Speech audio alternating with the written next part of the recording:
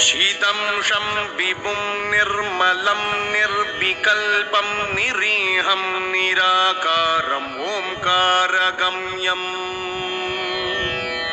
गुणातीतमव्यक्तमेकं तुरीयं परं ब्रह्म यं वेद तस्मै नमस्ते।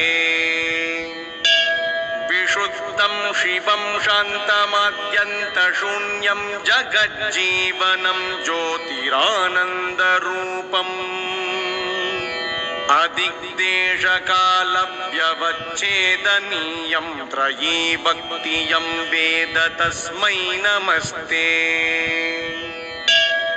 महायोगपीठे परिव्राजमाने धरण्यादितत्त्वात्मके शक्तियुक्ते गुणाहस्करे वह्निबिम्ब